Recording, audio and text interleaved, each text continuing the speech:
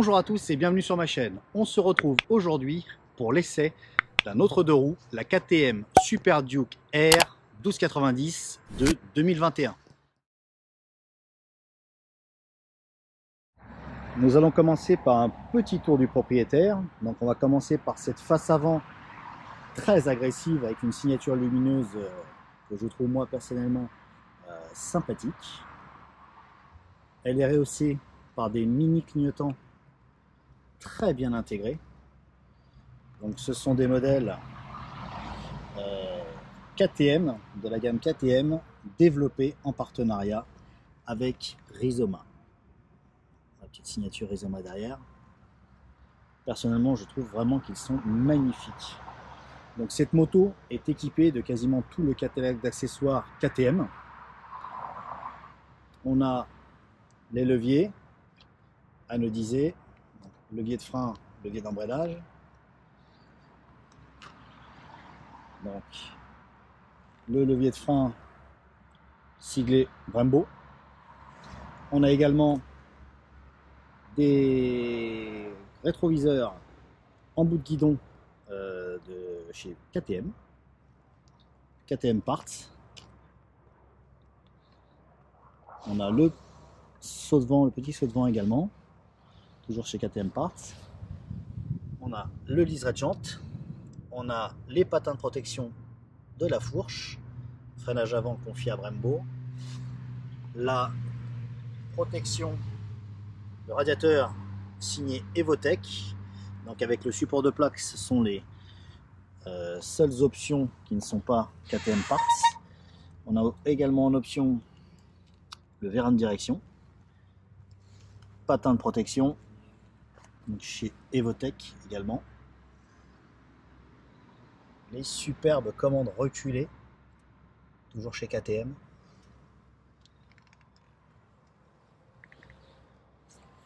À l'arrière, on retrouve donc de la même manière les petits clignotants KTM by Rizoma, le support de plaque donc Evotech, le capot de selle, le feu arrière teinté fumée noire avec toutes les indications à l'intérieur, feu de stop veilleuse, à nouveau le liseré de jante. Ensemble, un bel échappement SC Project, la protection par chaleur carbone SC Project, à nouveau les commandes reculées, donc réglables en plusieurs positions, Ready to Race by KTM Parts, les protections de talons en carbone également. Elle est vraiment très bien équipée. Esthétiquement, c'est une vraie réussite. Donc c'est un des deux coloris disponibles au catalogue. Je vous mettrai dans le petit coin le deuxième coloris disponible. Voilà. Elle a une allure de bête prête à manger le bitume. On va maintenant passer aux différentes fonctionnalités qu'offre l'écran. Nous allons maintenant passer aux différentes fonctionnalités du tableau de bord, qui est un très beau tableau de bord tout couleur. Donc pour ce faire, on a ici le joystick, donc on appuie une fois à droite. Donc voilà, sur le premier élément, on retrouve le voyage des données. Donc si on actionne, voilà, voyage 1, voyage 2, information générale, pression des pneus, et ainsi de suite. Si on descend sur performance, donc c'est le mode qui est activé pour le moment. Donc, si je reviens au tableau général, on voit bien qu'ici on est sur performance. Donc si on veut modifier, on rentre dans le menu, on quitte le mode performance. Voilà, donc nous sont proposés 5 modes de conduite, donc track, performance, sport, street, rain, donc mode pluie. Donc nous on va se remettre en mode sport. Hop, validé. On revient en arrière via la touche de retour. Ok, on continue. Motorcycle, voilà, donc qui permet de régler les poignées chauffantes, le MTC, le MSR, les modes d'ABS, le quick shifter. Quick shifter, voilà, s'il est on ou off. Donc les infos de lecture sont assez lisibles, hein. Le mode activé, l'ABS, le réservoir d'essence, la vitesse, le contour, la position de la boîte de vitesse, et ensuite les différents voyants. Voilà. Nous allons maintenant voir quelle sonorité dégage cet échappement SC Project. Et je vous garantis, vous n'êtes pas prêts.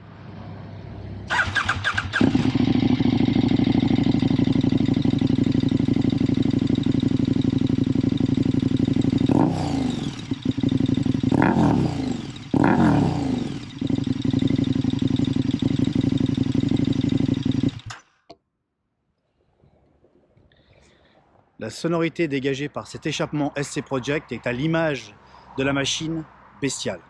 Allez, on part pour un essai routier.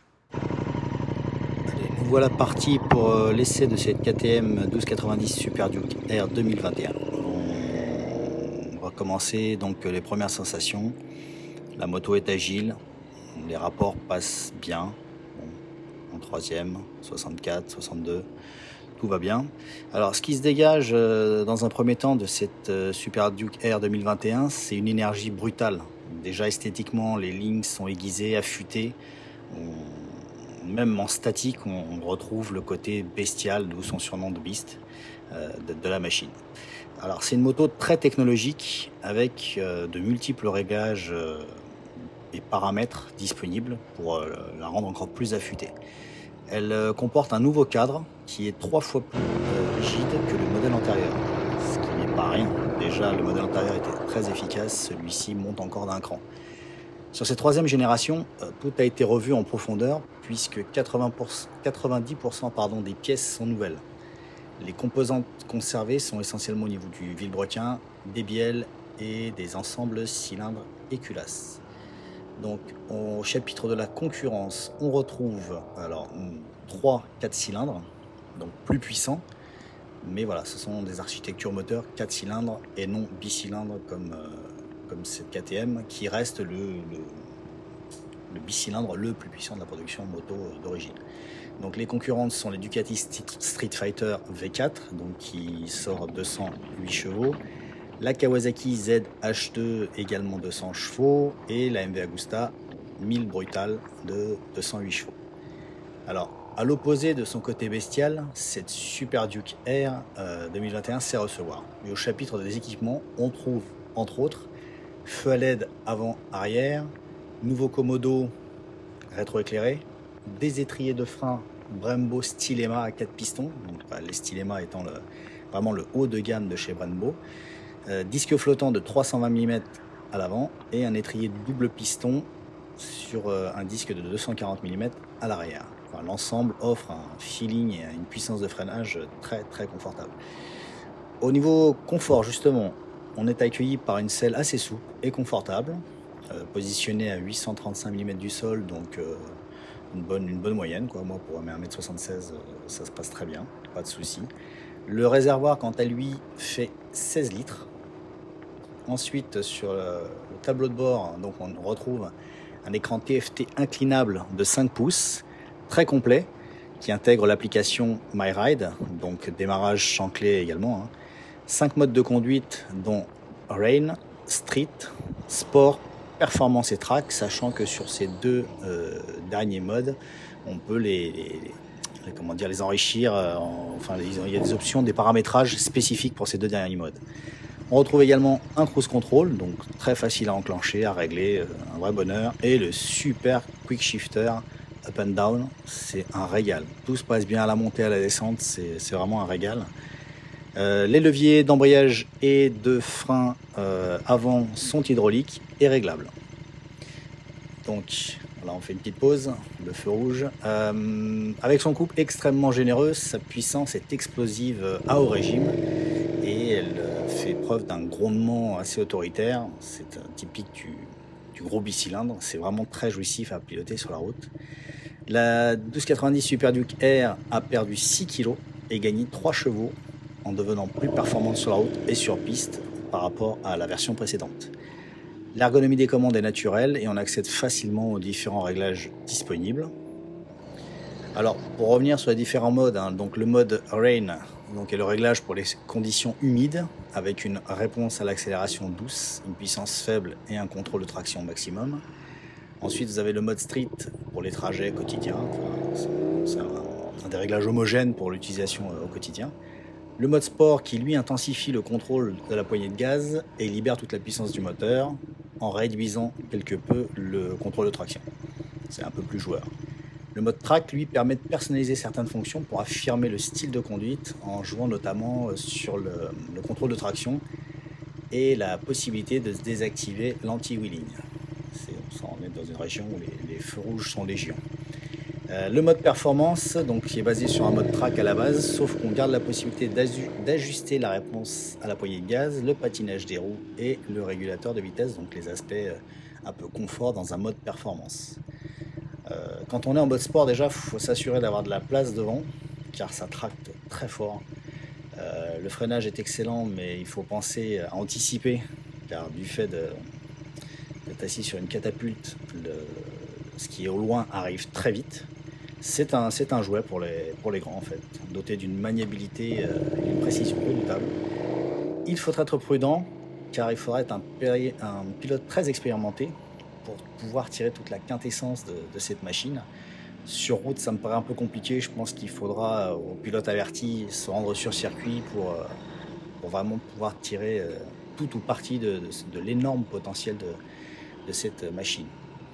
Donc en résumé, pour ma part, donc avec mon ressenti, ce que je retiendrai, c'est un moteur envoûtant, une moto vraiment sensationnelle. Le poids en baisse par rapport aux versions antérieures, un châssis plus rigide, une électronique donc au travers de ces multiples réglages paramétrables dans tous les sens au top. Les moins, j'ai pas vraiment de moins.